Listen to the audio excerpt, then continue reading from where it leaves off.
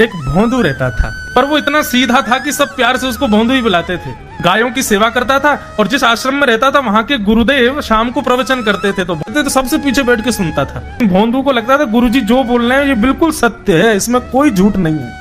एक दिन गुरुजी प्रवचन करते हुए बोले, यमुना के पल्ली पार भांडीर वन में ठाकुर जी गैया चराने आए। भांडीर वन का नाम सुनते भोंदू कान खड़े हो गए। बोले भांडीर वन तो मैं जाता हूँ गैया लेके, मुझे तो कभी मिले नहीं वहां पे। अरे मुंह में ही कमी होगी, मुंह में ही सामर्थ्य नहीं होगी उनको देखवे कि मैं ही नहीं देख पाए होंगे, वो तो आते होंगे वहां पे, मुझे ना दिखे होंगे। भोंदू ने पहली बार जिज्ञासा करी, गुरुदेव ठाकुर जी दिखते कैसे हैं? तो गुरुदेव भी हंस गया, अच्छा भोंदू पूछ रहा है, बैठ जाओ बताते हैं। मोर मुकुट पहनते हैं ठाकुर जी, और बोले 2 कान हैं लेकिन कुंडल एक ही पहनते हैं। ठाकुर जी ऐसे पुष्प तोड़ के कान के ऊपर लगा लेते हैं, दोनों कानों में एक ही कुंडल को फेर फेर के पहनते। ठाकुर जी पीली पीताम्बरी, ऐसी ठाकुर जी पीली पहनते, पीली पीताम्बरी। माला कैसी पहनते हैं? ठाकुर जी ऐसी पहनते हैं पूरी पैरों तक जाए। ये देखो गुरु जी कह रहे हैं तो निश्चित है भंडीर वन में आते हैं ठाकुर जी। भोंदू अपनी गैया लेकर के भांडीर वन पहुंच गया। गैया चर रही थी, अब भोंदू ढूंढ रहा है, कभी वृक्ष के नीचे जाके देखे, कभी कहीं देखे, कभी ढूंढे कहीं से चंदन की सुगंधी आ जाए। गुरुजी बता रहे थे उनमें से चंदन की सुगंधी आती है, क्या पता कन्हैया यही कहीं हो। इतने भाव से, इतने प्रेम से और इतने भोलेपन से ढूंढने लगा ठाकुर जी को, और ठाकुर जी नहीं मिलते ना तो अपने आप को ही कोसता, मुंह में योग्यता ना होगी यही मारे ना मिल रहे, ठाकुर जी तो यही है। गुरु जी की बात गलत नहीं है, ठाकुर जी तो यही है। उसके उस सहज भाव पर, उसके उस सरल भोंदूपने पर ठाकुर जी रीझ गए। और इतने में ही भोंदू हताश निराश उदास बैठा था, खुद को कोस रहा था, मुंह में योग्यता ना है, मुंह ठाकुर जी मिलना है रहे। इतने में ही देखा सामने से असंख्य गायों का झुंड आ रहा है, और भोंदू ने जैसी उन गायों को देखा, ऐसी गाय कभी देखी नहीं, अलग गाय, सींग चमक रहे हैं, सींगों के ऊपर के भाग में सोने चांदी मड़े हुए हैं, ऐसी ऐसी सुंदर सुंदर तंदुरुस्त गैया।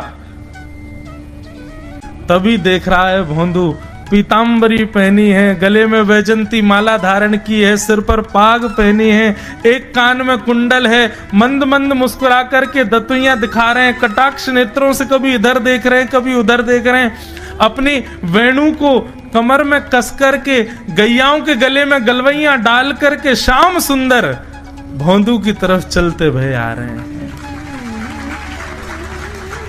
ये दृश्य देखकर के हाथ पांव कांपने लगे भोंदू के।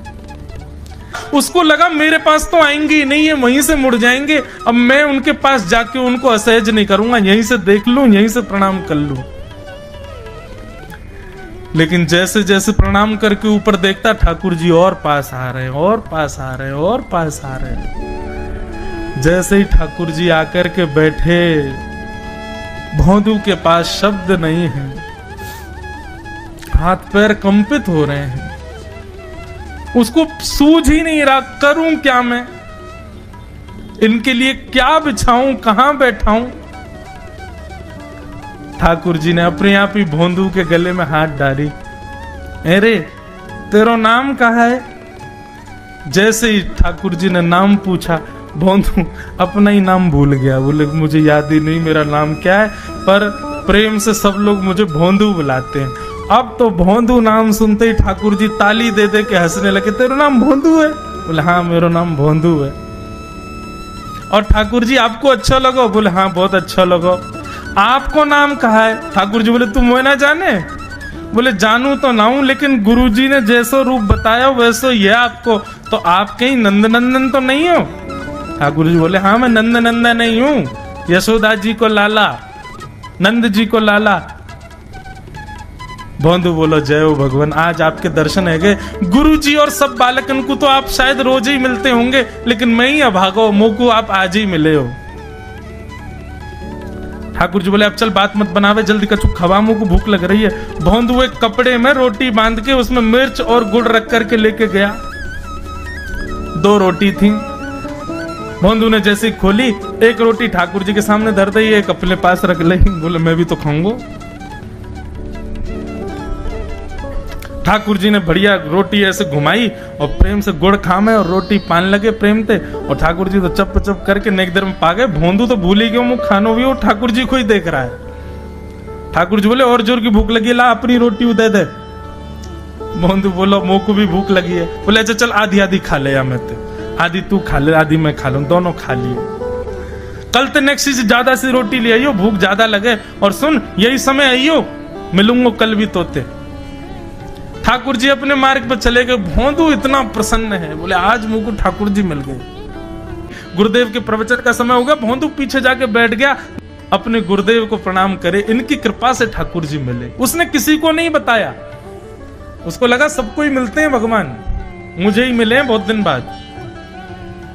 दूसरे दिन भोंदू खूब सारी सामग्री रसोई घर में इकट्ठा करके जाने लगा। किसी ने जाके गुरुदेव से कह दिया कि भोंदू बहुत सारी सामग्री ले जा रहा है। गुरुदेव ने जाके कही, भोंदू इतनी सामग्री ले जा रहा हो भैया, वो भंडारो करेगो का? नहीं गुरुजी भंडारो तो नहीं करूंगा, वो नंद नंदन नाम है, वो यशोदा नंदन मदन मोहन, वो अपनी गैया चरा के आए, कल भी आए, मेरी रोटी खा गए, मैं भूखो ही रहेगो कल। या हमारे ज्यादा सी ले जा रहा हूं, बेचारे बहुत भूखे आए कल, कि उनको पेट भर जाएगा, मैं भी पा लूंगा, या हमारे गुरुजी आज ज्यादा सामग्री ले जा रहा हूं। गुरुदेव ने मन में सोचा, ये बात कोई और कहे तो अविश्वास किया जा सकता है, लेकिन भोंदू झूठ नहीं बोलता। भोंदू कभी झूठ नहीं बोलता, भोंदू की बात पर विश्वास करना ही पड़ेगा। गुरुदेव बोले सुन सुन, ठाकुर जी आए थे? बोले हाँ। अच्छा, उनका रूप कैसा था? जैसा रूप आपने बताया था ना गुरुजी, बिल्कुल वैसा, ऐसे कटाक्ष नेत्र, मोती जैसे दांत, ठाकुर जी की मुस्कान ऐसी, पाग ऐसी, कान ऐसे। गुरुदेव के तो नेत्र बंद हो गए, वे सब अनुभव करने लगे। लेकिन गुरुदेव बोले रूप कैसा भी बता दे, चरण यदि इसने बता दिए तो मैं मान जाऊंगा कि ठाकुर जी थे। अच्छा तूने चरण देखे? बोले हाँ गुरुजी मैंने चरण देखे। चरण कैसे थे? ठाकुर जी के चरण जब वो चल करके आगे बढ़ते हैं ना तो चिन्ह बन जाते हैं। कहीं ध्वजा बनी थी, कहीं शंख बना था, कहीं कुछ बना था, और उनके जो नखून है ना उनमें से ऐसा लगता है मानो जैसे कोमल का पराग हो, कमल का पराग हो। और चरणों का रंग कैसा, जैसे मानो जैसे गुरुदेव कमल होता है ना, कमल की आकृति, ऐसे ठाकुर जी के चरण। जब चरण का यथावत वर्णन भोंदू ने कर दिया, गुरुदेव समझ गए, बोले निश्चित ठाकुर जी आते। नहीं तो भोंदू कहां जाने, इतनी बुद्धि नहीं है उस पे कि वो इतना सब कुछ ढूंढ धाड़ के मुझे बताए। भोंदू एक काम करेगा? बोले हाँ। ठाकुर जी आएंगे तो तेरे सखा बन गए? बोले हाँ। तो उनको लेकर के आश्रम आ जा, यहां पे आ जा। भोंदू बोला कि इतने योग्य बालक हैं, लेकिन ठाकुर जी ने किसी से नहीं कही, मुझसे कही है। अगर मैंने ये काम नहीं किया तो मेरा जीवन व्यर्थ है। भोंदू को लगा ठाकुर जी सबसे ही मिलते हैं, गुरु जी किसी से भी कह के बुलवा लेते, मुझको काम दिया। भोंदू ने तो उसको अपने हृदय में ले लिया, अब ये काम मुझे करना है। बोले गुरु जी मैं वचन दे के जा रहा हूं, ठाकुर जी को मैं लेके आऊंगा। जा बेटा। भोंदू वन में चला गया। अब तो उसको मिलने की भी एक्साइटमेंट नहीं है और कोई उसके मन में भाव ही नहीं है, उसको ये है बस ठाकुर जी को मैं ले जाऊं। जाकर के बैठा, ठाकुर जी अपनी गैया चराते भये, ठाकुर जी आए, रूप देख करके फिर से भावुक हो गया भोंदू। ठाकुर जी आकर के बैठ गए, बोले चल जल्दी निकाल रोटी, भूख लगी है मुंह को। भोंदू सजाता जा रहा है थाली, ठाकुर जी को देता जा रहा है। बोले जय जय, एक प्रार्थना करूं? बोले करो। आप मेरे संग मेरे सखाओ ना आप? बोले हाँ तेरो सखाऊं तो मेरी बात मानोगे? बोले कहा आप मेरे संग आश्रम चलो गुरु जी के पास। ठाकुर जी रोटी पाते जा रहे, ठाकुर जी ने अनसुनी कर दी बात। बोले जय जय कछु कहो ना, आप चलोगे ना? ठाकुर जी बोले हम तेरे सखा हैं, तेरे गुरु जी के सखा नहीं है। तू मोते मिल, तू मेरे संग खा, तू मेरे संग रहे, तू कछु कर, तो कुछ सब अधिकार है, लेकिन ये हम गुरु जी ते मिल बातें मिल ये सब हम नहीं करेंगे। हम बस तेरे सखाएं तो ये जाने और कोई ये ना जाने। ए जय जय ऐसे मत कहो ना, वे नहीं बताते तो मैं तो आपको देख ही नहीं पाता, मैं तो आपको जानता ही ना हूं। उनने ही तो मुझको बताई कि आप भांडीर बनाते हो, आपका रूप ऐसा है। उनने कृपा करके मुंह को आपसे मिलवायो, वही हमारी मित्रता के मूल आधार है, उनसे तो मिलवे चलो ना। ठाकुर जी बोले देख ज्यादा जिद मत करे, हमने तो उसे एक बार कह दी हम नहीं जाएंगे नहीं जाएंगे नहीं जाएंगे। ठाकुर जी रोटी पा रहे थे तो भोंदू ने हाथ से रोटी और छनाई, बोले ये भी दो, ये भी गुरु जी की है, लाओ ये मिर्च गुड़ सब दो, ये सब गुरु जी को, ये भी मत खाओ। और सुनो, यदि हमारे गुरु जी से आपको प्रेम नहीं है तो हमको आपसे प्रेम नहीं है। कल ते अपनी गैयान को लेकर कहीं और चरावे जाओ, होंगे तुम नंदन अपने गांव के, मेरे गुरु जी के पास नहीं जाओगे। और सुनो, ये मुंह में जो रोटी रखी जाओ को उगल ले आओ, ये भी गुरु जी की रसोई में बनी है, हमारे गुरुजी से नहीं मिलेंगे। ठाकुर जी बोले अरे भोंदू ने रुक तो, नहीं नहीं नहीं अब तो मैं सुनूंगा ही नहीं, आपने ऐसे कैसे कह दी नहीं जाएंगे, 3 बार नहीं जाएंगे नहीं जाएंगे। और ये भांडीरवन मेरो है, मैं यहाँ गैया चरावे आऊं, कल से अगर तुम और तुम्हारी गैया दिख गई मुंह को तो तुम्हारी गैयान को लेके मैं चलो जाऊंगा आश्रम, फिर तुम्हारी मैया बाबा तुमको मारेंगे। ठाकुर जी बोले अरे भोंदू इतना नाराज? बोले यदि मुझसे मित्रता रखनी है तो मुंह को वचन देना पड़ेगा कि आप आश्रम चलोगे, और अगर आपने फिर से नहीं कही तो मैं जा रहा हूं वापस, और कभी आपको मुख नहीं देखूंगा, अपना मुख नहीं दिखाऊंगा। ठाकुर जी बोले इस मुख को देखने के लिए या संग के लिए लोग पता हो तो कितनी तपस्या करें। बोले जो तपस्या करें उनको मुबारक, तुम मुंह को ना चाहिए, मुंह ना मिलनो तुमते, मुंह कोई गरज ना पड़ रही तुमते, आज तक नहीं मिले कल ही तो मिले हो मोते, वो भी गुरुदेव की कृपा से मिले हो, जाओ मत मिलियो, मुझे ना चाहिए तुम। ठाकुर जी बोले मैं तो ना जाऊंगा, मैं तो तेरे पास ही रहूंगा। बोले तुम मत जाओ, मैं जा रहा हूं। कि जाने लगा वापस। भोंदू, ठाकुर जी पुकार रहे हैं भोंदू को, मानो जैसे त्रिलोकी लेके जा रहा है वो ठाकुर जी की, जैसे मानो पूरा ऐश्वर्य ठाकुर जी का ले जा रहा हो। अरे भोंदू ने रुक तो जा। भोंदू बोला अपना मुख भी नहीं दिखाऊंगा यदि आप नहीं चलोगे तो। भोंदू थोड़ी दूर गया, ठाकुर जी को लगी वापस आ जाएगा, थोड़ी और दूर गया, लगा अब आ जाएगा, लेकिन जब भोंदू दिखना बंद हो गया हमारे ठाकुर जी विचलित हो गए, दौड़े भोंदू की तरफ।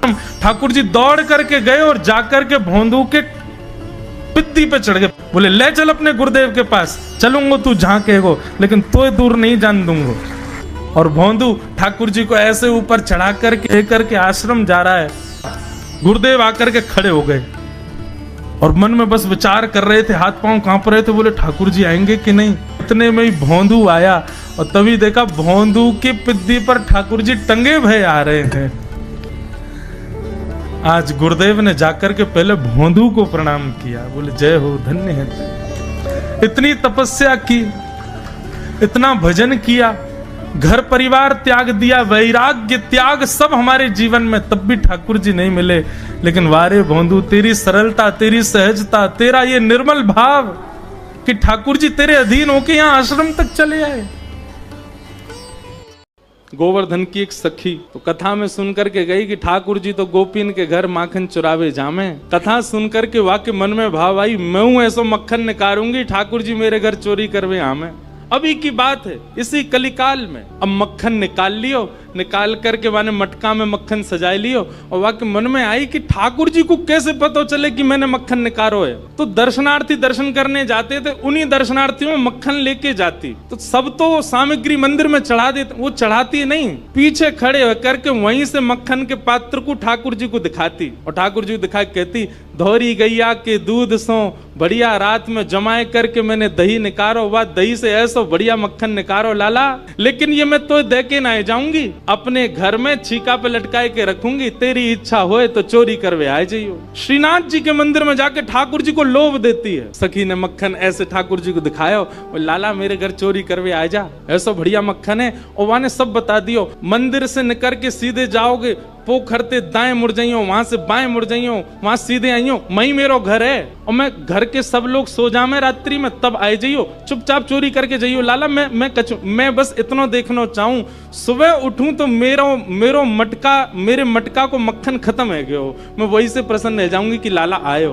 मुझे इच्छा ना है कि मैं तेरो दर्शन करूं, मैं तो पकड़ूं, मेरो मन बस ये कि मैं जो सामग्री बनाऊं तुम पाके चले जाओ। एक दिन निकल गया, ठाकुर जी नहीं आए। रोज सुबह सखी उठती है और मटकी उतार करके देखती है मक्खन तो ज्यों को त्यों रखो है अभी भी। दूसरे दिन फिर नया मक्खन निकल, फिर गई ठाकुर जी को, लाला तू मान ना रहो मेरी बात, मैं तोकू दावे ते कह रही हूं, ऐसा मक्खन तेने पायो नहीं होगा, तो एक बार आ जा। दूसरे दिन भी ठाकुर जी नहीं आए। अब वो रोज नए नए मक्खन निकाल के लावे और पीछे से ठाकुर जी को दिखावे। तो श्रीनाथ जी मंदिर में खड़े हैं, ऐसे कटाक्ष, नीचे नेत्र हैं, सामने कुंभन दास जी बैठकर के कीर्तन सुना रहे थे। ठाकुर जी के मुख में से लार टपकन लगी, यहाँ ते लार गिरन लगी, और वह लार को सामने बैठे भाई कुंभन दास जी ने देख लियो। कुंभन दास जी बोले, जय जय जय जय जी, लार कैसे निकल रही है, कहा है गो, भूख लग रही है का? तो ठाकुर जी तो कुंभन दास जी से बात करते थे।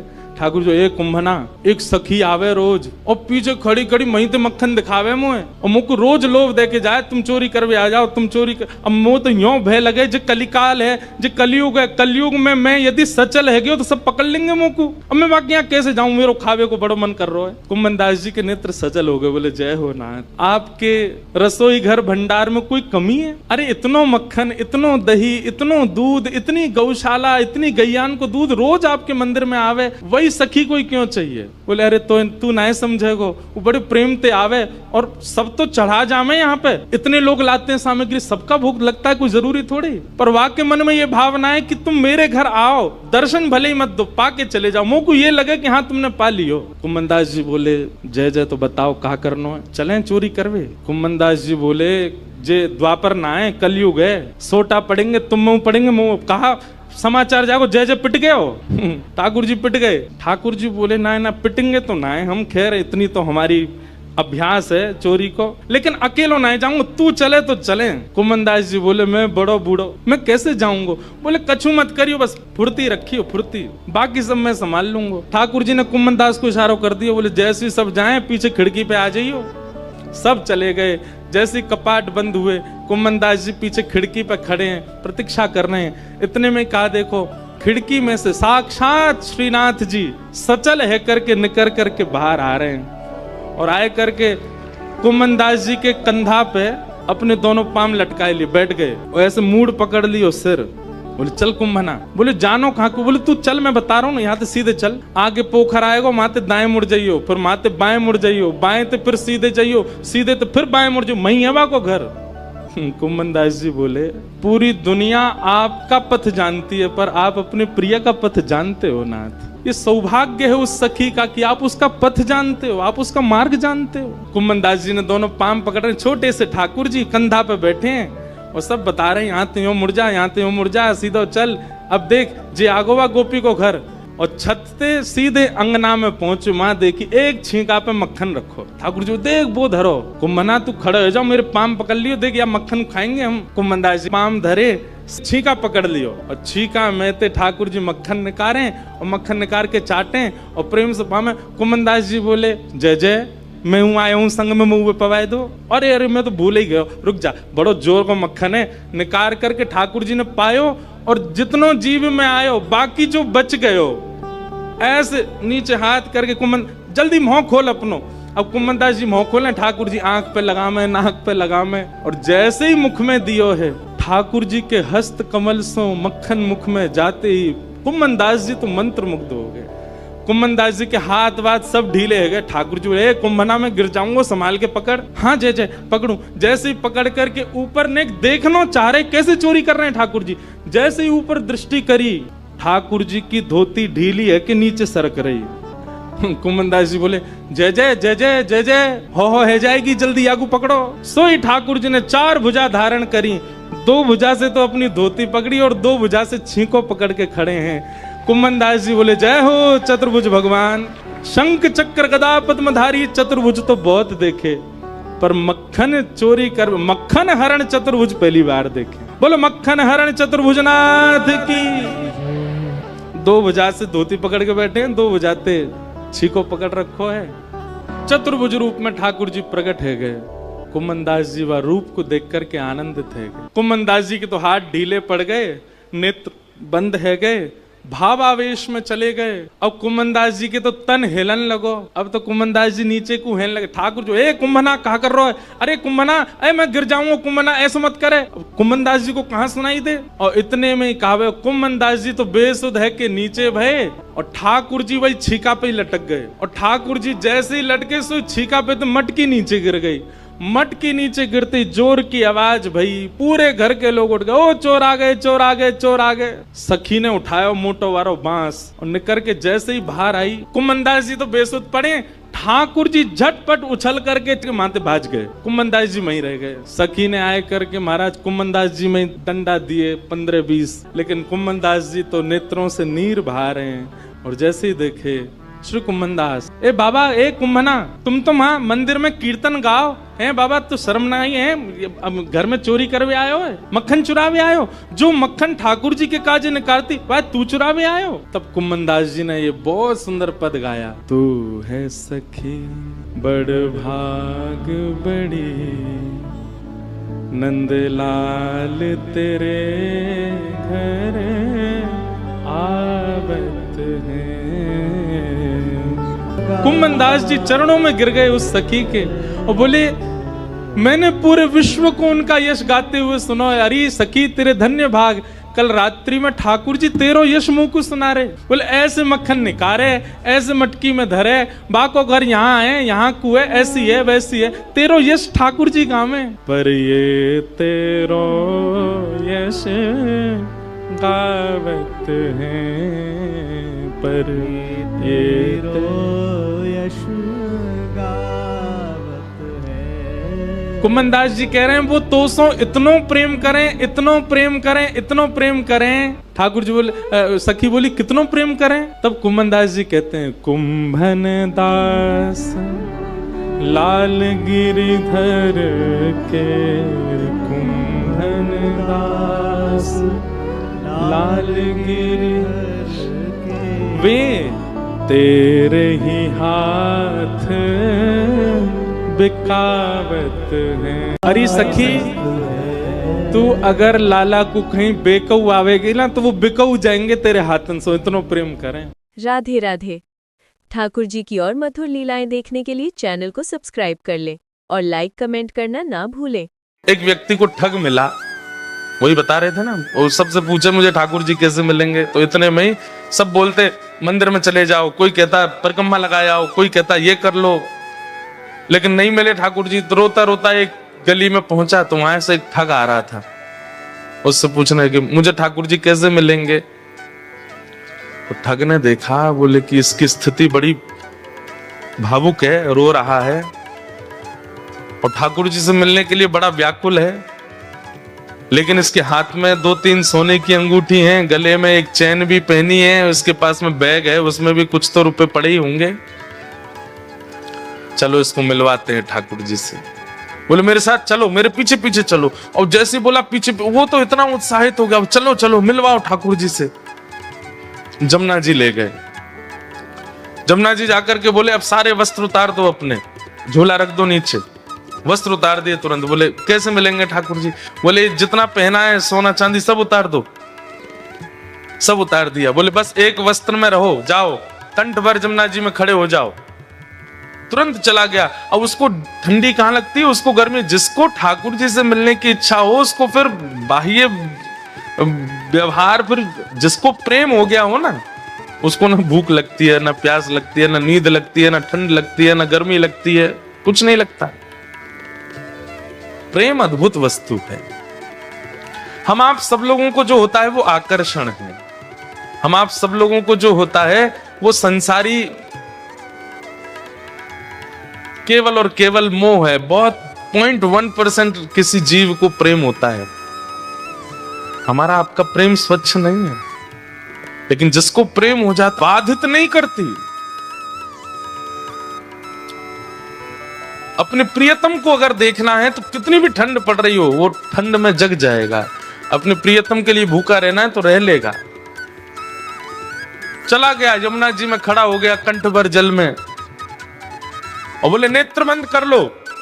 और नेत्र बंद करके श्री राधा पुकारते रहो, जब तक मैं कहूं नहीं तब तक आंख मत खोलना। जैसे ठाकुर जी सामने आएंगे मैं बोलूंगा कि आंख खोलो तभी खोलना। तुरंत आंख बंद करके खड़ा हो गया। ठंड पड़ रही थी, कंठ भर जमुना जल में खड़ा है। श्री राधा श्री राधा श्री राधा श्री राधा। ठग ने सारे कपड़े उठाए, झोला उठाया, अंगूठी सब उसकी ली, भाग गया। वो बेचारा खड़ा है जमुना जी में। श्री राधा इतने में नुकुंज में विराजमान श्री किशोरी जी ठाकुर जी के पास गई। बोले श्याम सुंदर, देखो तो एक वैष्णव कितनी ठंड में जमुना जल में खड़ा होकर के मुझे पुकार रहा है। श्री राधा। ठाकुर जी बोले तो क्या इसको दर्शन देना है? ठाकुर जी बोले इसने कोई ऐसा पुण्य तो किया नहीं है, ऐसे कोई इसके भजन साधन तो है नहीं इसको दर्शन। बोले कि आप वो करिए जो हम कह रही हैं, बस इसको दर्शन दे के आओ। देखो कितना बेचारा परेशान हो रहा है। ठाकुर जी बोले ठीक है जाता हूं। इतने में ठाकुर जी प्रकट हो गए और त्रिभंग ललित स्वरूप धारण करके जैसे ठाकुर जी प्रकट हुए, वंशी नाद करने लगे।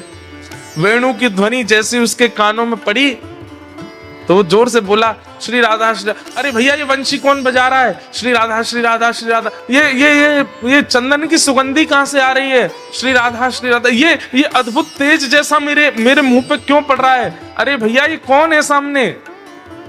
ठाकुर जी बोले जिसको तुम ध्यान कर रहे हो, जिससे तुम मिलना चाहते हो। अरे सब जगह जा के कहते हो श्याम सुंदर से मिला, तो हम तुम्हारे सामने खड़े, चलो नेत्र खोलो।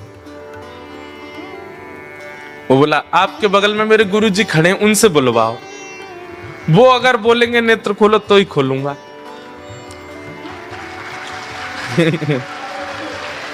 ठाकुर जी आप आ गए, बहुत अच्छा किया आपने अपने वचन का निर्वहन किया, पर आपके बगल में मेरे गुरु जी खड़े हैं, वही मुझे लेकर के आए थे। उन्होंने ही कहा था जमुना जी में खड़े हो जाओ, राधा राधा जपो।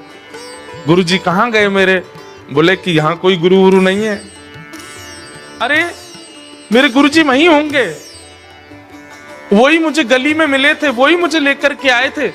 ठाकुर जी बोले वो कोई गुरु नहीं है, ठग है, एक नंबर का ठग। तो वो जो खड़ा था जमुना जी में बोला सुनो, मुझे पता है आप ठाकुर जी नहीं हो। क्यों? मेरे गुरु की निंदा कर रहे हो? चले जाओ यहां से, आप ठाकुर जी नहीं हो सकते। जिन गुरु जी ने आपसे मिलवाया या आपको मेरे सामने भेजा भी, उन्हीं गुरु की निंदा कर रहे हो, मुझे आपको नहीं देखना। ठाकुर जी बोले बड़ा पागल है, हमको क्या जम जा सर्दी में। ठाकुर जी वापस आ गए। श्री जी बोली दिया है दर्शन? अरे श्री जी कैसे पागलों के पास भेज देती हो आप? मैं 20 मिनट से वहां खड़ा था, उसको बोल रहा था नेत्र खोल करके दर्शन कर ले, मेरे यूं कह रहा बगल में गुरुजी होंगे, उनसे कब्बाओ। उसका गुरु वो ठग है, एक नंबर का चोरी करता है, ब्रजवासियों की चोरी करता है। उसको तो किसी दिन बताऊंगा मैं, उसको गुरु माने बैठा है। इनको इतनी बुद्धि नहीं किसको गुरु बनाना चाहिए, किसको मानना चाहिए, उसकी बात मान के बैठा है। श्री जी बोली या तो उसको दर्शन दे के आओ, नहीं तो हम नाराज हो जाएंगे। उसको दर्शन दो। बोले अरे वो गुरु की आज्ञा मानेगा। बोले तो गुरु को खोजो पहले, गुरु से बुलवाओ कि आंख खोल, दर्शन देख के आओ। ठाकुर जी बोले हे श्यामा जी आप कितनी भोली हो, कितनी सीधी हो। बताओ उस ठग ने जीवन में कुछ अच्छा नहीं किया, उसको मेरे दर्शन करवा दो। ठाकुर श्री जी बोली आप ये विचार क्यों करते हो कि किसी के पास योग्यता होगी तो ही दर्शन दोगे? अयोग्यों को दर्शन नहीं दे सकते। श्री राधा रानी बोली जाओ पहले उस ठग को खोजो और उसको लेकर के जमुना जी पर जाओ, वाते किब्बाओ कि लाला आंख खोल, और ये जब आंख खोले तो यहाँ दर्शन दे के फिर आओ। ठाकुर जी बोले जा रहा हूं। ठाकुर जी गए, अब ठग को खोज रहे हैं वृंदावन में कहां है। इतने में वो कहीं मिल गया तो ठाकुर जी जैसे ही पहुंचे आंख पे हाथ, अरे भैया इतनी जोर से रोशनी आ रही है, कौन आयो? इतने में श्री राधा रमन लाल प्रकट हो गए उसके सामने। ठग बोलो आप? बोले मैं नंदन नंदन ब्रजोर चंदन। अरे आप मुझको प्रत्यक्ष दर्शन दे रहे, मैं छू के देख लूं? बोले तेरी पात्रता तो ना, लेकिन छू ले। तो छू के देखे, चरण पकड़े, अरे वाह जय हो, बलैया लेवे ठाकुर जी की खूब रोवे। बोले जय जय, एक बात कहूं? बोले कहा, आज तक मैं यूं ही सोचो करता हूं कि मैंने जीवन में इतने गलत काम किए हैं, इतने गलत काम किए हैं, इतने गलत काम किए कि कभी गंगा जमुना भी मुंह को स्वीकार नहीं करेंगी, लेकिन आज मेरे मन में आई कि मैंने वो अच्छे काम तो किए जो आप मुंह को मिल रहे हो। ठाकुर जी बोले दारी के तने कछु अच्छो कियो ना है, वो तो श्री जी की तो पे कृपा है गई है। बोले जय जय, कैसे कष्ट दे रहे हो बताओ? बोले चल मेरे संग, वो एक खड़ो करके आयो तू जमुना जी में, वो कंठ पर गंगा जल जमुना जी में खड़ो मेरे दर्शन को, बातें जाके बोल कि आंख खोल के दर्शन कर, ये किब्बा भी आयो तो ते। अच्छा जय जय, वहां जानो है क्या जमुना जी? बोले हाँ। बोले एक काम कर दो, बोले का, मेरी पत्नी सोरी बहू को दर्शन दे दो। ठाकुर जी बोले तू चल रहा हो कि नहीं चल रहा? बोले जय जय देख लो, बहू का दर्शन नहीं दोगे तो मैं नहीं जाऊंगा। अब ठाकुर जी को लगे बाय दर्शन नहीं दे तो श्री जी वहां उल्टो डांटेंगी, सब पूरे परिवार को जरा दर्शन करा दिए माने ठाकुर जी के, और अंत में सबरे अपनी बात मनवा के, काम मनवा करके तब बोलो अब चलो। ठाकुर जी बोले जल्दी चल। बोले तू एक बार बाकी आंख खुलवा तो फिर मैं बताऊंगा। जैसे ही पहुंचे, ठिठर रहा है, मुख नीला पड़ गया ठंड के कारण, लेकिन आंख नहीं खोली उसने। ठाकुर जी बोले ए देख तेरे सामने फिरते आ गया हूं मैं। बोले आप आ गए, लेकिन पहले मेरे गुरु जी से किब्बाओ कि आंख खोलो। बोले चल इसको बोल, आंख खोलने के लिए बोल। अरे भैया तेरे सामने साक्षात जगत नियंता जगदाधार साक्षात ठाकुर जी खड़े हैं, तू जल्दी नेत्र खोल के दर्शन कर ले। जैसे ही उसने नेत्र खोले, श्याम सुंदर खड़े हैं, मधुर वेणु बजा रहे हैं, त्रिभंग लली हैं, मोर मुकुट पहना है, सुबह से श्रृंगार करके डोल रहे ठाकुर जी मेरे दर्शन करेगो। उसने कही जय जय मैं आपको प्रणाम कर लूं। बोले जल्दी आप प्रणाम करो। बोले गुरु जी से किब्बाओ पहले। बोले इसको बोल मुझे प्रणाम करे। बोले आओ भैया प्रणाम करो। बाहर आकर के उसने प्रणाम किए, फिर गुरुदेव को प्रणाम। ठाकुर जी उस पर इतने रिझ गए, बोले ये गुरु नहीं है, ये महाठग है, ये महाचोर है, लेकिन इसने ये बोल दिया था कि मैं ठाकुर जी से मिलवाऊंगा, तो तेरे में इतना विश्वास आ गया कि इसकी बात को तू पत्थर की लकीर मान के चल रहा है।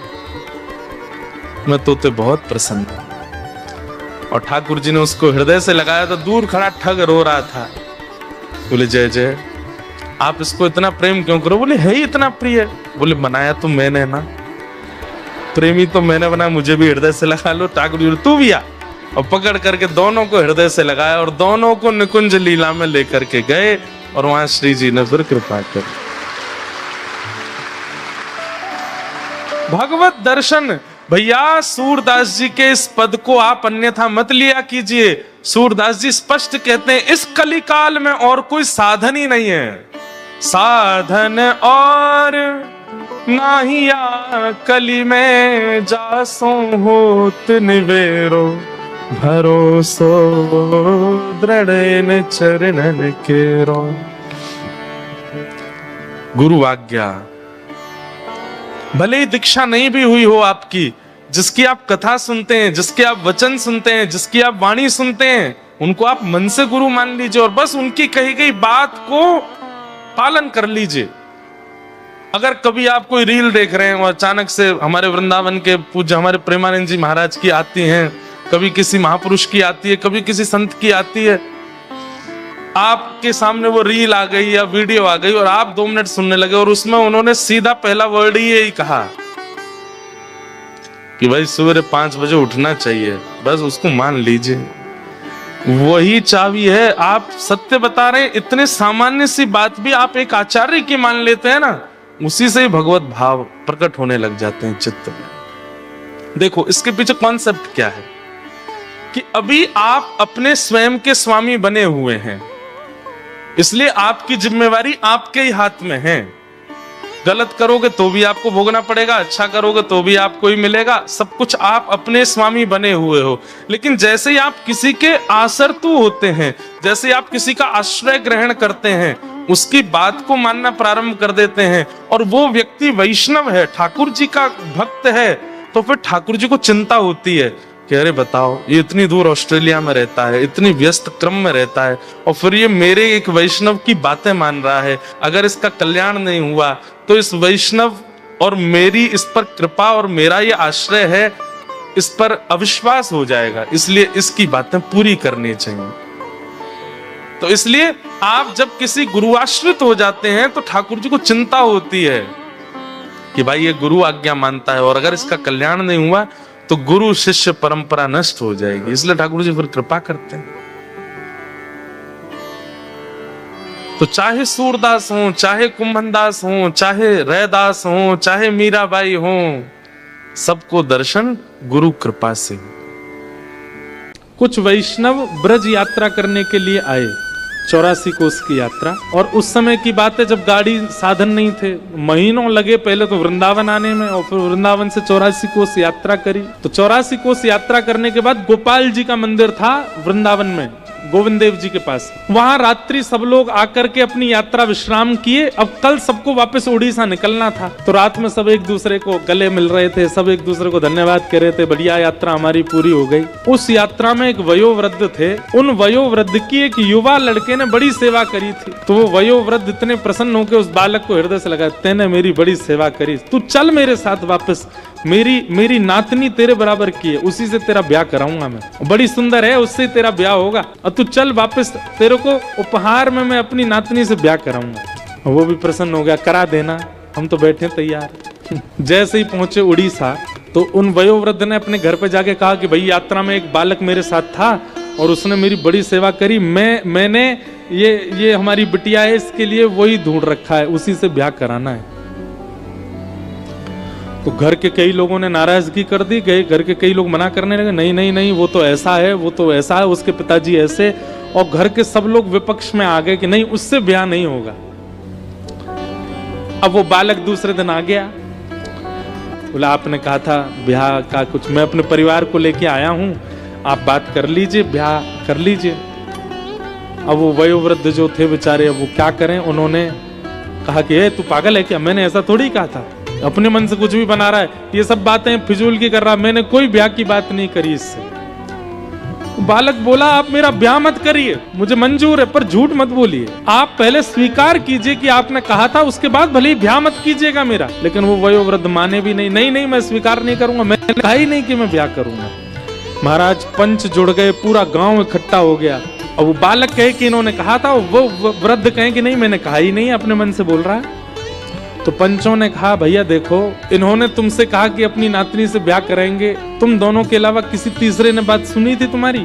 तो वयोवृद्ध बोला मैंने कहा ही नहीं, तो सुनेगा कौन, किसी ने नहीं सुना। लेकिन वो युवा बालक बोला हाँ एक ने सुनी है। अब वो वृद्ध कहे किसने सुनी? बोले महाराज वृंदावन में गोपाल जी का मंदिर था जहां हम बैठे थे, ऐसा शास्त्र कहते हैं कि ठाकुर जी तो सब सुनते हैं, गोपाल जी ने सुनी थी, उन्होंने सुनी थी कि इन्होंने मुझसे कहा है कि ये ब्याह कराएंगे। ये सुन के सब हंसने लगे, बोले अब गोपाल जी का सुना तो अनसुना सही है। पंच बिल्कुल रद्द होने लगे, मतलब पंचायत रद्द होने लगी, सब उठ के जाने, अरे ये कोई बात नहीं, नहीं गोपाल जी ने सुना है। अब बोले मुझे इस बात की चिंता नहीं कि इन्होंने कहा किसने सुना किसने नहीं सुना, आप लोग यदि उठ के जा रहे हैं तो आप सब वेद की बातों को असत्य मानेंगे कि ठाकुर जी सुनते हैं। आप लोग यदि यहाँ से उठ के गए तो मैं घोर नास्तिक हो जाऊंगा, मैं जीवन में कभी ठाकुर जी को नहीं मानूंगा। या तो मेरी बात मानिए कि ठाकुर जी ने सुना है, और अगर आप नहीं मानेंगे तो मैं जीवन भर के लिए नास्तिक हो जाऊंगा। गांव के सब लोग बोले तो बड़ी विडंबना। एक वयोवृद्ध बोले मेरे पास एक उपाय है, रुको इसको मैं बांध दूंगा, उसी चक्र में ही बंधा रहेगा। बोले काम कर, वृंदावन जा गोपाल जी को ले आ, और वो आके यहाँ बोल दें कि हाँ इन्होंने अपनी पुत्री का ब्याह तेरे से निश्चित किया था, हम ब्याह करा देंगे। ठाकुर जी सुनते हैं तो चलना भी तो जानते होंगे, ले आ उनको। वो विश्वास से वृंदावन चला गया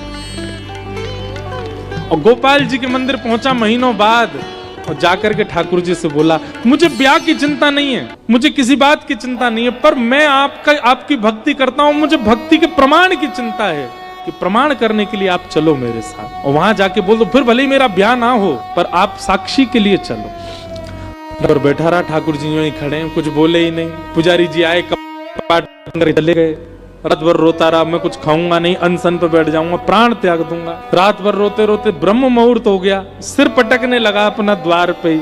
इतने में ही भीतर कपाट के अंदर से ठाकुर जी बोले ए पागल, ये कलयुग है, और कलयुग में मैं स्थिर मूर्ति बन गया। मूर्ति कोई चलती है क्या? बाहर से वो वैष्णव बोला मूर्ति बोलती भी तो नहीं है, आप बोल क्यों रहे हो? बोल रहे हो तो उसका मतलब चलना भी जानते हो। इतने में ठाकुर जी स्वयं प्रकट हो गए। प्रकट होके अपने आप कपाट खोल के उसके सामने आके ठाड़े हो गए। वाह रे जिद्दी, तेरी बात मान गए हम।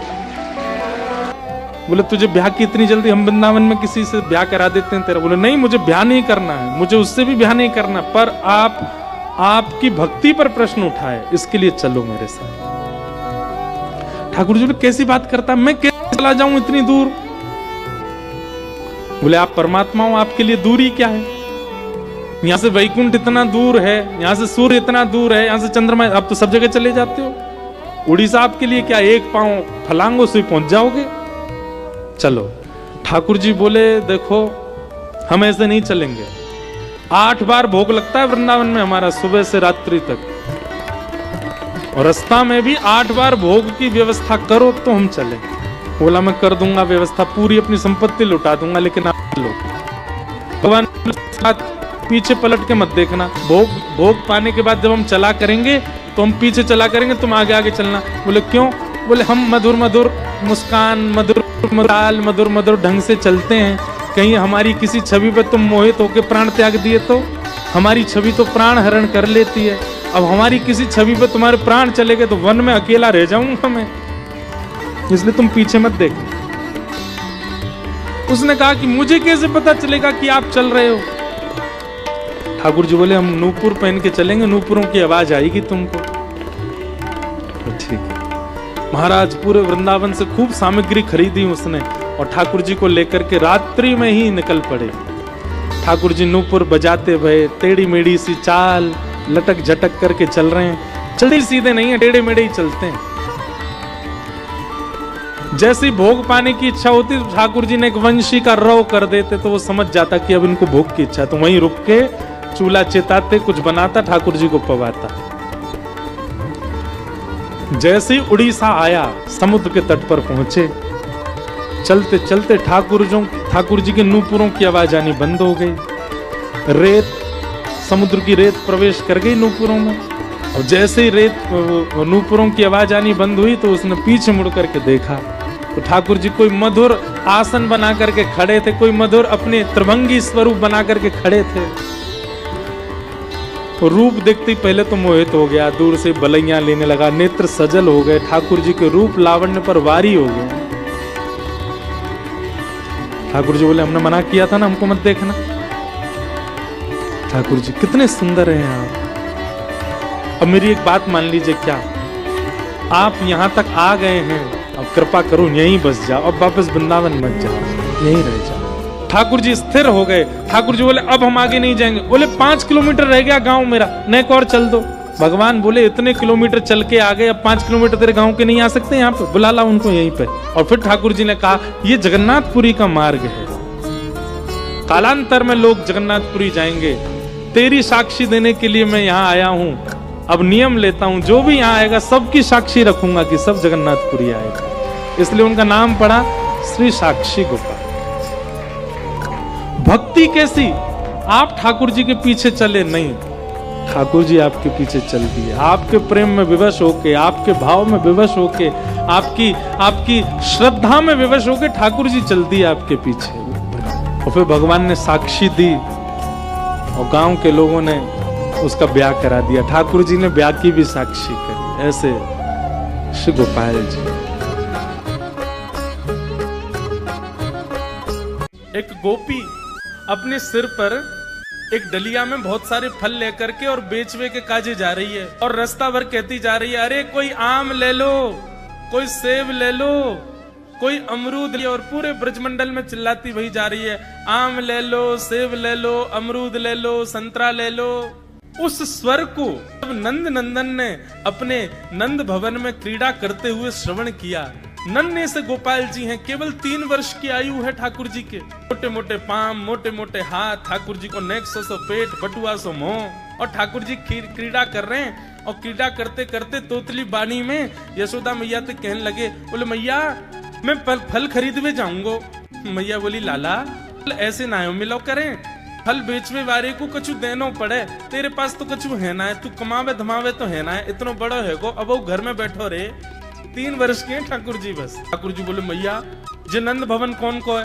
बोले तेरो है। लाख गैया कौन की है? बोले जेऊ तेरी है। और ये नंद बाबा कौन को है? बोले येऊ तेरो। और मैया तू कौन की है? बोले मैं भी तेरी हूँ। मैं इतनी सबरी संपत्ति को मालिक हूँ, तू यूं कैसे कह रही है? मैं कछु कमाऊं धमाऊं ना, ये सबरो मेरो ही है मैया। और मैया देख आज मैं तेरे सामने फल खरीद के लाऊंगा। बोली जा, मैं भी तो देखूं कैसे जाएगा। सो ठाकुर जी फल खरीदने के लिए जा रहे हैं नन्हे से ठाकुर जी। तो कहाँ लेके जा रहे हैं? बोले जल्दी से जहां पर सारे सामग्रियां रखी जाती हैं, ऐसे सामग्री गृह में गए और वहां से 2 मुट्ठी गेहूं अपने हाथ में भर के, और नन्हे से 3 वर्ष के ठाकुर जी इतने इतने से हाथ ऐसे अंजलि में गेहूं भर के, और ठाकुर जी अपनी मटकीली सी चाल बाकी अदा से उछलते कूदते भय और फल बेचे वारी के पास फल लेवे जा रहे हैं। यशोदा मैया एक झांक करके एक तरफ से ठाकुर जी की इस लीला को देख रही है। अब कूदते भय ठाकुर जी जा रहे हैं। जितने गेहूं लिए, कितने गेहूं आए होंगे ठाकुर जी के हाथ में? ज्यादा से ज्यादा आए होंगे 25-30।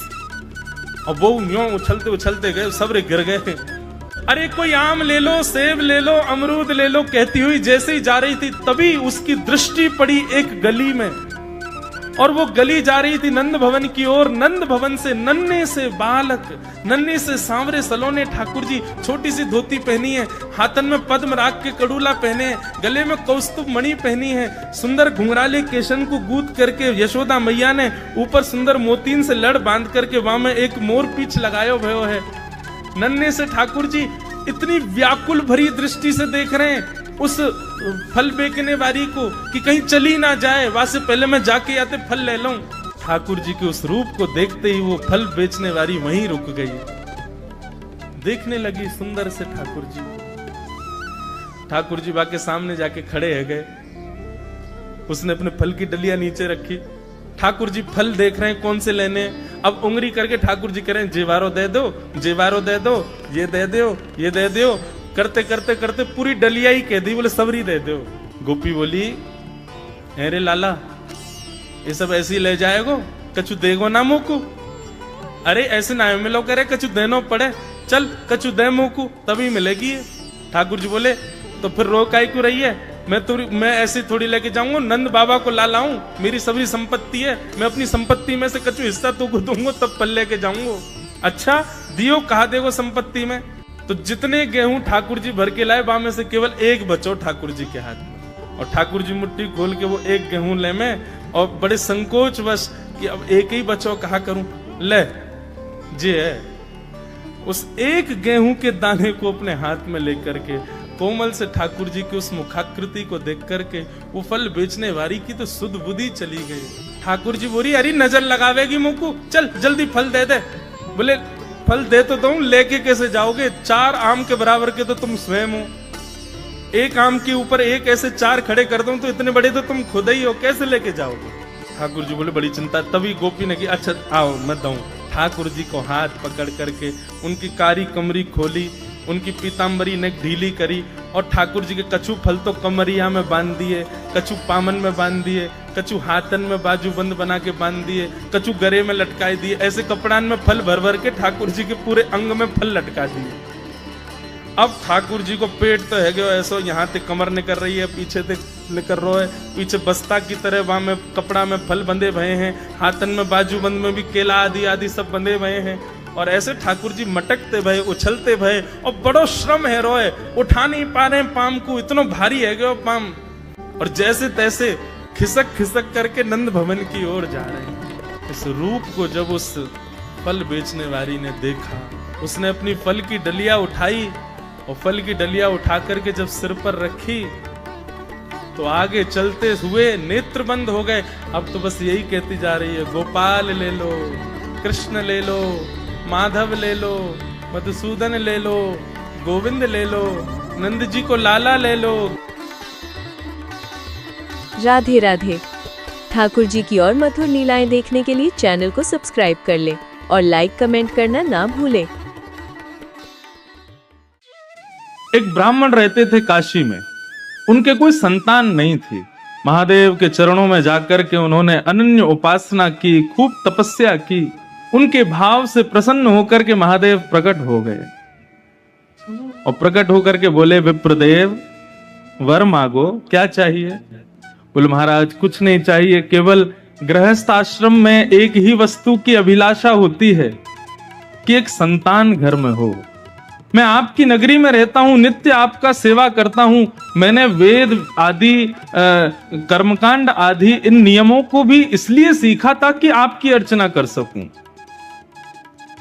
इनसे मेरा कोई और प्रलोभन नहीं है, लेकिन मेरा अभी एक प्रलोभन है कि मुझे एक संतान चाहिए और वो मुझे केवल आप प्रदान कर सकते हैं। इसलिए मैं घनघोर तपस्या कर रहा हूं कि महादेव प्रसन्न हो तो मुझे दे सकते हैं। भगवान शिव विश्वेश्वर यहीं गंगा के तट पर काशी में ब्राह्मण देवता से बोले, कैसा पुत्र चाहते हो? महादेव ने ब्राह्मण से कहा, कैसा बालक चाहिए तुमको? कुपुत्र चाहिए कि सुपुत्र चाहिए? ब्राह्मण ने कहा, दोनों की डेफिनेशन बताओ, कुपुत्र किसे कहते हैं, सुपुत्र किसे कहते हैं? बोले, कुपुत्र जो बहुत दुख दे और सुपुत्र जो बहुत सुख दे। ब्राह्मण देवता बोला, फिर तो सुपुत्र ही चाहिए हमको, दुख देने वाला बालक क्यों मांगेंगे? महादेव विश्वेश्वर कहने लगे, लेकिन एक नियम लागू होगा। क्या? कुपुत्र मांगोगे तो उसकी आयु बड़ी लंबी होगी, लेकिन सुपुत्र मांगोगे तो बहुत जल्दी मर जाएगा, 5 साल की आयु रहेगी बस उसकी। बोला, ये तो आप गेम खेल गए मेरे साथ, संतान भी दे रहे हो और ऊपर से अपने नियम भी लगा रहे हो, और उसमें भी ऐसा नियम लगाया है कि मैं कहां जाऊं। अगर पुत्र मांगू लंबी आयु वाला तो वो दुख देगा, तो ऐसे ऐसे पुत्र का फायदा क्या? और सुपुत्र मांगू तो फिर 5 साल के लिए ही मिलेगा। ये तो महादेव आपने मेरे को फंसा दिया, उलझा दिया मेरी बातों में। महादेव बोले, समय नहीं है, अन्नपूर्णा बुला रही हैं, जल्दी करो।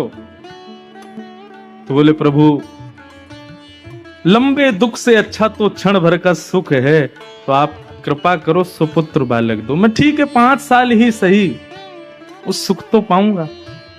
विश्वेश्वर ने आशीर्वाद दिया और इसी काशी की नगरी में उस विप्र देवता के यहां एक तेजस्वी ओजस्वी, बिल्कुल भगवान शिव कैसे हैं, ब्राह्मण देवता के बालक हुए। अब ज्यों ज्यों बालक बड़ा होता जावे, ब्राह्मण की चिंता बढ़ती जावे। बालक इतना सुंदर, शिव जैसा। शिव कैसे हैं? बोले, जैसे चांदी का कोई पहाड़ हो ऐसे चमकते हैं महादेव। यदि कभी प्रकट हो जाए तो ऐसे दिखेंगे, बिल्कुल शिव जैसा वो बालक। उसकी क्रियाएं, उसकी मुस्कान, उसकी अलकावली, उसका मुखमंडल, सबको देखकर के सुख लगता है। पिता नित्य चिंता करते हैं कि ऐसे बालक का क्या फायदा, 5 साल बाद तो चले जाना है। नित्य उसको गंगा स्नान कराते, नित्य विश्वनाथ का दर्शन कराते, नित्य काशी के संतों को प्रणाम करवाते, काशी के विद्वानों के सन्मुख ले जाकर के बैठ। उस बालक की ऐसी स्थिति हो गई, वो सबको प्रणाम करता था। एक बार जब उसकी आयु 4 वर्ष की हो गई, 1 साल की आयु रह गई, तो उस बालक को लेकर के उसके बोले, महाराज महादेव ने मुझे ये दिया है, लेकिन इसकी आयु केवल 5 साल की है और ये 4 साल का हो गया, मैं इसके बिना रह नहीं पाऊंगा। आप कैसे भी इसको जीवित रखो, इसकी आयु बढ़ाओ, आप संतों में ताकत है, आप चाहो तो महादेव को कह सकते हो मेरा भाव। बोले, यदि तुम चाहते हो ये बालक जीवित रहे तो इस पर संतों की इतनी कृपा हो जाए, इतनी कृपा हो जाए कि उस कृपा को महादेव चाहते हुए भी कभी नष्ट ना कर पाए। एक दिन आया और उस गली में महादेव के प्रथम 7 शिष्य सप्त ऋषि पधारे। सप्त ऋषि कौन हैं? भगवान शिव के पहले 7 शिष्य हैं। सप्त ऋषि पधारे। जैसे ही सप्त ऋषियों को उस बालक ने प्रणाम किया, सप्त ऋषियों ने आशीर्वाद दिया, चिरंजीवी भव। सप्त ऋषि हैं, महादेव के शिष्य हैं। ब्रह्म वाक्यम जनार्दनम, ब्राह्मण की वाणी जनार्दन की वाणी होती है। और मैंने ऐसा सुना है कि ब्राह्मण की वाणी को भगवान भी नहीं काट सकते। अब मेरे बालक की जिम्मेवारी आपकी है, 5 साल का ये हो जाए, इसका यदि बाल बाका हुआ तो पूरे नगर में ढिंडोरा पीटूंगा कि ब्राह्मणों की ऋषियों की बात मत मानना, ये झूठ बोलते हैं। सप्त ऋषि बोले, इस गली में लेके कौन आया था हमको? ब्राह्मण ने अपने बालक का हाथ ऋषियों के हाथ में दिया, बोले अब इसकी रक्षा आप करो, जब 6 साल का हो जाएगा तब लूंगा वापस। साल में एक वर्ष चिंता में नहीं रह सकता, अब आप इसको संभालो। सप्त ऋषि उस बालक को लेकर के बैठ गए, बोले क्या करें। तब ऋषियों ने विचार किया, बोले सृष्टि के रचयिता ब्रह्मा हैं, ब्रह्मा के पास चलो, वही कुछ कर सकते हैं। ब्रह्मा के पास उस बालक को लेकर के गए और जाकर के उस बालक ने प्रणाम किया। और प्रणाम में तो वो इतना निपुण था, लेट करके बिल्कुल दंडवत, डंडे की तरह सीधा होकर के बिल्कुल प्रणाम करता, फिर उठ करके फिर खड़ा होकर के फिर दोबारा प्रणाम करता, फिर उठ करके फिर खड़ा होकर फिर दोबारा प्रणाम। उसके प्रणाम को देख करके ब्रह्मा जी इतने मोहित हो गए, इतना छोटा सा बालक 4 वर्ष का क्या अद्भुत प्रणाम कर रहा है। ब्रह्मा जी ने उसको आशीर्वाद दिया, चिरंजीवी भव, चिरंजीवी भव, चिरंजीवी भव। सप्तऋषि बोले हमारी बला कटी अब इनकी जिम्मेवारी है। हंसने लगे सप्तऋषि। ब्रह्मा जी कहने लगे, बोले भैया हंस क्यों रहे हो। बोले काशी के एक ब्राह्मण का बालक है ये, और साक्षात देवादिदेव विश्वनाथ प्रभु ने ये बालक प्रदान किया है, और ये कह करके दिया है कि ये केवल 5 साल जिएगा। 4 साल का हो गया, इसका अंतिम वर्ष चल रहा है। हमने इसको चिरंजीवी भव का आशीर्वाद दिया, तो उसके पिता ने हमको ये बात बताई, हमने ला करके इस बालक को आपसे प्रणाम करा दिया। ब्रह्मा जी बोले तो तुमने अपनी बला मुझ पर डाल दी, अपनी चिंता मुझ पर डाल दी। बोले तो फिर क्या करते हम, हमसे चिंता सहन नहीं हो रही थी, अब आप ही इसकी रक्षा करो, और यदि आपकी वजह से इसकी रक्षा नहीं हुई तो हम तीनों लोगों में ढिंडोरा पीटेंगे कि ब्रह्मा के पास शक्ति नहीं है। ब्रह्मा झूठ बोलता है। ब्रह्मा जी बोले बड़े चतुर हो तुम लोग। बोले ये चतुराई इसके पिता से हमको मिली। ब्रह्मा जी बोले अब तो फिर एक ही उपाय है, स्वयं विश्वनाथ यदि चाहें तो ये बालक जी सकता है। और उस बालक को मैं लेकर के ब्रह्मा सीधे पहुंचे महादेव के पास। उस बालक ने जो दंडवत प्रणाम किया शिव को, बाकी सब तो बैठे बैठे उसका प्रणाम देखते थे, लेकिन महादेव तो उठ करके गए और बालक को हृदय से लगा दिया। बोले बालक चिरंजीवी भव, चिरंजीवी भव। जब महादेव ने आशीर्वाद दिया, ब्रह्मा के नेत्र सजल हो गए। परंतु ये कैसे संभव होगा, ये बालक आपने ही प्रदान किया है एक ब्राह्मण को, और इसकी आयु केवल 5 वर्ष की आपने बताई थी। महादेव को याद आया, बोले अरे ये तो वो प्रकांड विद्वान एक ब्राह्मण, उनका बालक है क्या। बोले हाँ, ये आपने ही तो दिया है, अब आप इसको चिरंजीवी कैसे बनाएंगे। बोले मेरी जिम्मेवारी है, तुम लोगों ने मुझे दी है, तो अब मैं देखता हूं कि यमराज इसका बाल बांका कैसे करता है, और वैसे भी ये मेरा ही है। महादेव ने अपना स्वरूप शिवलिंग उस बालक को प्रदान किया और कहा बेटा यहाँ काशी गंगा के तट पर बैठो, और नित्य प्रातःकाल स्नान करके इस पर बिल्व पत्र चढ़ाना, राम राम मंत्र का जाप करना, और कभी कभी ओम नमः शिवाय का जाप करना। तुम्हारा कोई काम नहीं है, पूरे दिन केवल मेरे इस शिवलिंग पर तुम बिल्व पत्र चढ़ाते रहो।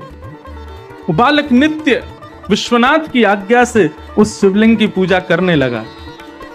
5 वर्ष जैसे ही पूर्ण हुए, 5 साल का वो बालक जैसे ही हुआ, यमराज प्रकट हो गए। अपनी तलवार से उस बालक के सर में प्रहार करने वाले थे, इतने में ही महादेव का त्रिशूल सामने आ गया। और आकर के महादेव ने कहा क्या कर रहे हो। बोले प्रभु इस बालक का जीवन आज पूर्ण होने वाला है, इसको लेने आया हूं। बोले आपको कैसे पता इसका 5 साल का जीवन है। बोले क्योंकि ये बालक आपने ही उस ब्राह्मण को दिया था, और 5 साल की आयु कह करके दिया था, तो मैं तो आपकी बात की रक्षा करने के लिए इस बालक को लेने आया हूं। 5 साल पूरे हो गए, अब इसके जाने का समय हो गया। महादेव बोले इस बालक को उस ब्राह्मण को किसने दिया। यमराज बोले आपने दिया। ये 5 वर्ष जिएगा, ये आज्ञा किसने की। बोले आपने करी। तो बोले तो तुम जानते हो शिव का दिन कितना बड़ा होता है। सतयुग त्रेता द्वापर कलयुग, सतयुग त्रेता द्वापर कलयुग, सतयुग त्रेता द्वापर कलयुग जब 71 बार बीत जाते हैं तब एक कल्प पूर्ण होता है। ऐसे अनंत कल्प पूर्ण होते हैं तब ब्रह्मा की एक रात्रि होती है। ऐसा ब्रह्मा भी अपने अनंत रूप बदल देता है तब महादेव का एक दिन होता है। और ऐसे महादेव ने इसको 5 वर्ष जीने का आज्ञा की है, तो इसका 5 वर्ष कितना लंबा है तुम अब गणित लगाते रहो। इस सामान्य 5 वर्ष के लिए जीवित नहीं रहेगा, ये महादेव के 5 वर्षों तक जीवित रहेगा। और वही बालक इस काशी में मार्कंडेय ऋषि के नाम से जाने गए, जो आज तक चिरंजीवी है। ठाकुर जी एक दिन खेल रहे सब सखान के संग, और खेलते खेलते इतने में श्रीदामा भागन लगो। ठाकुर जी बोले, ए श्रीदामा कहां को जा रहे है? श्रीदामा बोलो, लाला ससुराल जा रहा हूं अपनी। ठाकुर जी बोले, नंदगाम सुनो, बरसानो सुनो, वृंदावन सुनो, गोकुल सुनो, जे ससुराल कौन सा गांव है भैया? श्रीदामा हंस के बोलो, लाला ससुराल गांव को नाम ना है। तो बोले, फिर कहा है ससुराल? बोले, जब ब्याह है जाए ना तो अपनो घर तो पीहर है और पत्नी को घर जो है वो ससुराल है। ठाकुर जी बोले, जे पत्नी कौन होवे? बोले, लाला जैसे नंद बाबा की तेरी मैया यशोदा पत्नी है, ऐसे ही मेरा ब्याह है रो, मैं हूं पत्नी लेवे जा रहा हूं, तो पत्नी के घर को ससुराल के में। ठाकुर जी गए श्रीदामा के पास, ओए श्रीदामा मेरो ससुराल कौन सा है? मेरे ससुराल को नाम बता। श्रीदाम बोलो, मुंह का पता तेरा ससुराल कौन सा? तेरी बहू जहां की होगी वही तेरा ससुराल। बोले, मेरी बहू कहाँ है? श्रीदामा बोलो, लाला मुंह ते मत पूछे, मैया ते जाके पूछ। ठाकुर जी तो आज पहुंच गए सुबेरे ते ही, और यशोदा मैया से जाकर के रोने लगे। मैया बोली, काय गुरो रा लाला? बोले, मैया तेने मुझे इतनी बड़ी बात छिपाई। मैया बोली, कहा छुपा दियो मैंने? बोले, तेने मेरी ससुराल को नाम ना बतायो आज तक। मैं 3.5 बरस को बूढ़ा है अभी तक मुंह मेरी ससुराल ना पता, और वो श्रीदामा अपनी ससुराल गए बहू लेवे। यशोदा मैया बोली, लाला तेरी संगत सुधारनी पड़ेगी, सबरे सखा तो दिन ब दिन बिगाड़ते जा रहे हैं, तूने एक बड़ो है जा, तेरी ससुराल है जाएगी। ठाकुर जी बोले, बड़े कैसे हूं मैं? बोले, जब खुद दूध पीन लगेगो, खुद नहान लगेगो, खुद तैयार है जाएगो, घर के सब काम अन्य करन लगेगो, तू बड़ो हो जाएगो, तेरो ब्याह करा दूंगी। महाराज वही दिना ठाकुर जी गए, अपने सबरे पुराने लत्ता कपड़ा लेकर के आए, धोन लगे उन्हें, अपने आप दूध पीन लगे, अपने आप भोजन करन लगे, अपने आप ही उठ पटांग श्रृंगार करन लगे। शाम को बोले, मैया मैं बड़ो है गो, अब ब्याह करा दे मेरो। मैया बोली, वाह दिन में ही बड़ो है गो तू। मैया ते बोले, मैया देख तू बात ने मत बदले, बार बार मोते कह तू ऐसो कर तो ब्याह कराऊंगी, बड़ो है जा तो ब्याह कराऊंगी। अब सब काम मैंने कर दिए, घर के सब काम काज करन लगो मैं, देख अपनो श्रृंगार खुद करके आऊं, देख कैसो लग रहा हूं मैं। मैया बोली, ओठ वाली चीज आंखन में लगा के आयो, आंख वाली ओठन में लगा के आयो, यूं करो बड़ो है गो मैं। ठाकुर जी बोले, मैया मेरो ब्याह करा दे, नहीं तो श्रीदामा बहू लेके आ रहा हूं, बाकी बहू ले आऊंगा मैं, वही की बहू को ले आऊंगा, वही की ससुराल को अपना बना लूंगा। तभी एक सखा दौड़ो दौड़ो आयो, बोले, ए लाला देख श्रीदामा बहू लेके आ गो। बहू को नाम सुनते ही ठाकुर जी तो मचल गए, लेके चल मुंह को जल्दी। मैया रोकन लगी, बोले, लाला ने सुधर के तो जा, कैसो बन के जा रहा है? ठाकुर जी तो दौड़े दौड़े गए, बोले बीच रास्ता में रोक ले, सबको कथा पता है। माधवी की माँ ने पहले ही मना करके भेजा था कि बोले तेरे सखा, तेरे पति जो श्रीदामा, उनके जो सखा कृष्ण है, उनको मुख मत दिखाइयो। ठाकुर जी पालकी में घुस गए, हाथ पांव जोड़ के कहने लगे, भाभी जी एक बार ने अपना मुख दिखाए दो, लेकिन माधवी ने नहीं दिखाया। ठाकुर जी कह रहे हैं, देख ले, बड़े बड़े जोगी, बड़े बड़े तपस्वी, बड़े बड़े ध्यानी हमारे मुख को देखवे के काजे तड़पे, और हम तेरे सामने बैठे, तू हमें मोहना दिखा रही अपनो। माधवी ने मुख नहीं दिखाया। ठाकुर जी बोले, ठीक है, तड़पेगी मुंह को देखवे के काज। माधवी बोली, मोए ना तड़पनो, मेरे पास मेरो खसम है, वही देख लूंगी, तुम्हें काई को देखना। ठाकुर जी बोले, वचन दे के जा रहा हूं, तड़पेगी। जैसे छोटे से बालक कभी कभी बड़ी बड़ी बात करते हैं तो बड़े लोग उसको मजाक में लेते हैं, ऐसी माधवी ने भी मजाक में लिया, देखा ही नहीं ठाकुर जी को। श्री शुकाचार्य जी वर्णन करते हैं, वृंदावन में कैसी स्थिति है। गोपियां दोहन करती हैं तो घर घर घर जो दही की मथनी की आवाज आती है ना, उसी में ही कीर्तन करने लग जाती हैं। कृष्ण ऐसे, कृष्ण के नेत्र ऐसे, कृष्ण की नासिका ऐसी, कृष्ण के कान ऐसे, कृष्ण को मोर पिछ ऐसा, कृष्ण की पीताम्बरी ऐसी, कृष्ण की भुजा ऐसी, कृष्ण के चरण ऐसे। कोई गोपी अपने घर में चौका लगा रही है और चौका में पौंछा की जो छर्र छर्र आवाज आवे, वही छर्र छर्र ध्वनि में ही कीर्तन करने लग जाए, कृष्ण ऐसे, कृष्ण ऐसे। हसितम मधुरम, चलितम मधुरम, वमितम मधुरम, मधुराधिपते अखिलम मधुरम। इन सबकी बातें सुनकर के मीराबाई, माधवी को ऐसा लगता है कि इन सब से तो मैं श्रेष्ठ हूं, कम से कम अपने पति की ही हूं, इन सब की तरह तो नहीं। पूरे दिन उस कृष्ण की प्रशंसा करती रहती हैं। सब गोपियां माधवी से कहती हैं, अभी तक तेरे सामने आयो ना है और तेने अभी तक देखो ना है। अरे या प्रेम को काम भावना ते मत देखियो, 3.5 वर्ष को 4 वर्ष को है, लेकिन वाक्य प्रति एक अलग ही प्रेम प्रकट है जाए। माधवी सबको ज्ञान देती है, बोले चाहे 3 वर्ष को 4 वर्ष को है तो अन्य पुरुष, क्यों उसकी बातें करती हो, क्यों उसकी ओर देखती हो। लेकिन 24 घंटे गोपियों के बीच में रहती माधवी को और कोई चर्चा ही नहीं सुनाई देती। सब केवल कृष्ण की बात करती हैं, जल भरती हैं तो, बैठती हैं तो, भोजन बनाती हैं तो, बतियाती हैं तो, श्रृंगार करती हैं तो, हर समय कृष्ण कृष्ण कृष्ण कृष्ण। माधवी ने कुछ समय अकेले रहने का भी प्रण लिया, लेकिन अकेले रह नहीं सकती, जंगल है, कहां अकेली जावे, जाना पड़ता है। उस एक दिन रात में सोई तो अब कानों में कृष्ण कृष्ण कृष्ण कृष्ण गूंज रहा है, तो कान बंद करती, पता नहीं पूरे दिन इतना नाम सुनती हूं कि अब तो कानों में भी यही गूंजता है। कान बंद करके सोती है तो स्वप्न में कृष्ण ऐसे हैं। अब कृष्ण देखे नहीं है, लेकिन उसको श्याम वर्ण, पीली पीतांबरी, वंशी, मोर पिछ सब अनुभव होता है। उठ के बैठ जाती है, नेत्रों को मीटती है, क्या करूं मैं, नहीं चाहती है स्वप्न मुझे आवे। अब धीरे धीरे माधवी की स्थिति ऐसी होने लगी कि अब वो ना चाह करके भी कृष्णमयी ही हो गई है। रात्रि में सोती, अचानक उठ बैठती है, ऐसा लगता है मानो जैसे उसका हाथ पकड़ लिया हो।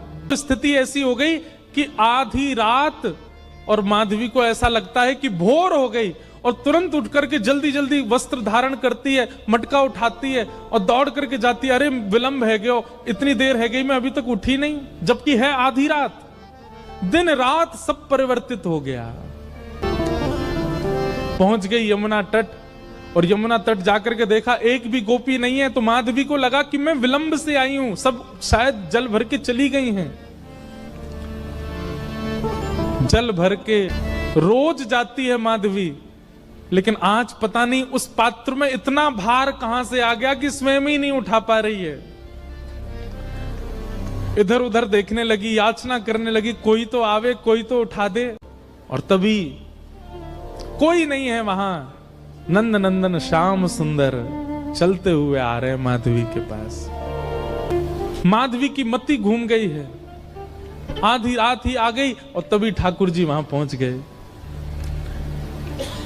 पहले तो चाल देखी तो चाल पर मोहित हुई, फिर जब वक्ष देखा तो वक्ष पर, जब हाथ देखे तो हाथ की चलन पर मोहित हो गई, और मुख देखा तो भूल गई सुध बुध।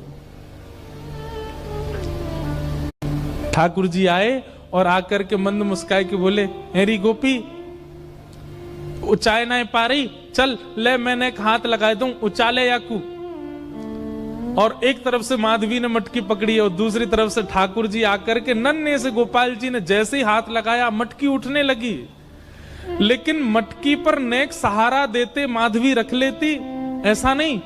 ठाकुर जी मटकी उछा के, जैसे जैसे मटकी उछ रही है वैसे वैसे ठाकुर जी लंबे होते जा रहे हैं, और बिल्कुल माधवी के नेत्रन के सामने आकर के खड़े है गए। कटाक्ष नेत्रों के सामने कोई गोपी टिक नहीं पाती, और माधवी को ठाकुर जी प्रत्यक्ष देख रहे हैं, सामने खड़े हैं कि। और वो एक क्षण के लिए जो रूप माधुरी का दर्शन हुआ, वो दर्शन देकर के ठाकुर जी खिलखिल करते हुए भाग गए वहां से। अब माधवी चाहती है कि पीछे भागे, लेकिन पैर स्तब्ध हो गए। माधवी चाहती है कि चिल्लाए कि रुक जाओ, पर बोल नहीं पा रही है। माधवी चाहती है कि इधर गए मैं नेत्र घुमा करके देख लूं, पर नेत्र घूम नहीं पा रहे। पूरा शरीर मानो जैसे एक स्थूल स्तब्ध एक मूर्तिमंत की तरह खड़ा हो गया है। केवल नेत्रों से अश्रु गिर रहे हैं, कुछ नहीं कर पा रही, बेसुध है माधवी। वहीं खड़ी रही तब तक जब तक भोर में गोपियां जल भरने नहीं आ गईं। अश्रु जलों से जल पूरा वस्त्र भीग चुके हैं माधवी के। और तभी सब गोपियां आई, आकर के देख, अरे ये माधवी ये पहले ही आ गई जल भरवे। सब ने जाकर के हिलाया, स्पर्श के बाद भी माधवी हिल नहीं पा रही है, बस नेत्र लाल पड़े हैं, अपलक नेत्र हैं और नेत्रों से केवल अश्रु गिर रहे हैं। बोलना चाहती है, कहना चाहती है, चिल्लाना चाहती है, किसी को पकड़ना चाहती है, पर कुछ नहीं कर पा रही है। तब एक गोपी गई और यमुना जल लेकर के जैसे ही माधवी के मुख पे छिड़को, माधवी तुरंत सचल जैसी हो गई और धड़ाम से मूर्छित होकर गिरी। गोपियां सब उसके चरण मसलने लगी, हाथ पकड़ने लगी, सिर सहलाने लगी। और जैसे ही होश में आई, होश में आती बस रो रही है और पूछ रही है वो कहां है, मोहिनी मूरत सांवली सूरत, वो कहां है। राधे राधे। ठाकुर जी की और मधुर लीलाएं देखने के लिए चैनल को सब्सक्राइब कर लें और लाइक कमेंट करना ना भूलें।